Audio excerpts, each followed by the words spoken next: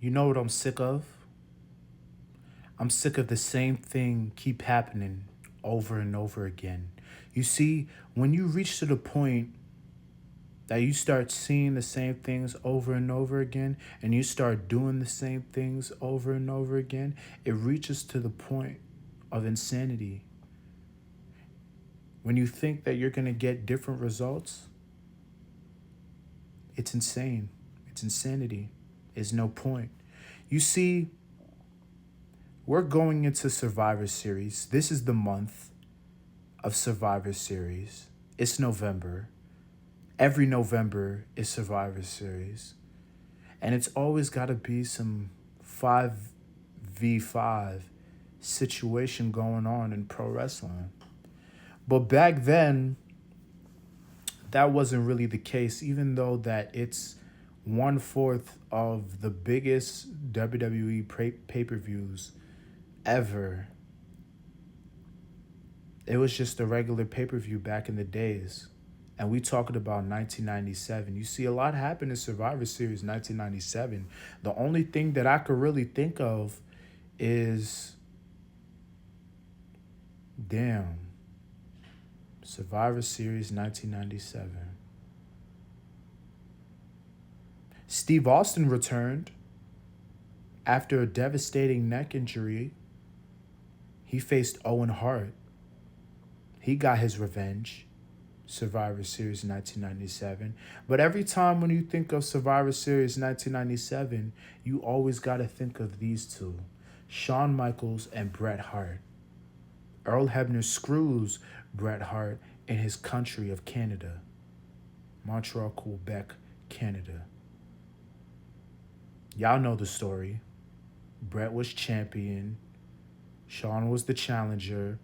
They didn't like each other in real life. They applied that to the wrestling world. They got into a fight.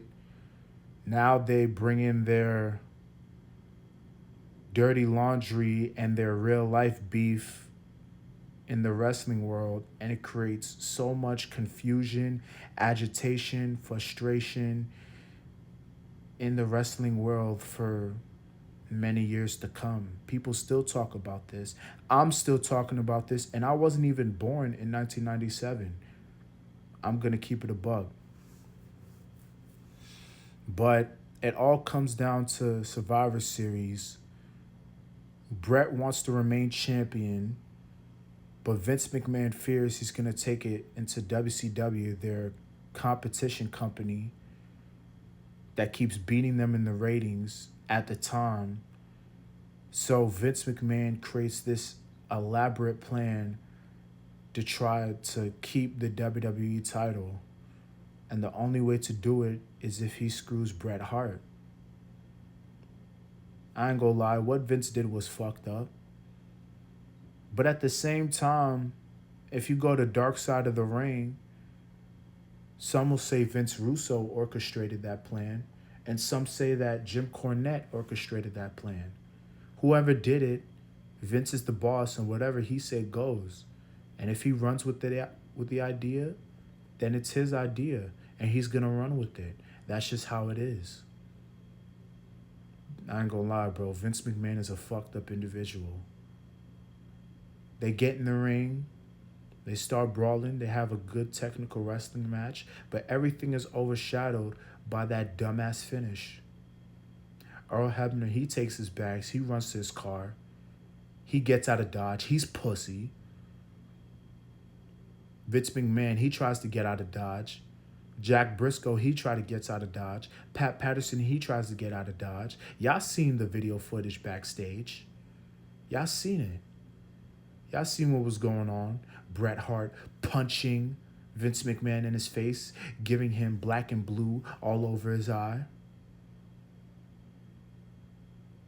Those are some dark times in pro wrestling, man. I ain't gonna lie. It was two big egos clashing. Even Bret Hart's wife at the time was confronting Triple H because they did some real nasty, dirty, ugly, backdoor stuff. Unacceptable. And if y'all don't know what backdoor means, it means set up. They set him up to fail. A lot of people was angry at the Montreal Screwjob. Mick Foley even wanted to leave. The Undertaker even contemplated on leaving.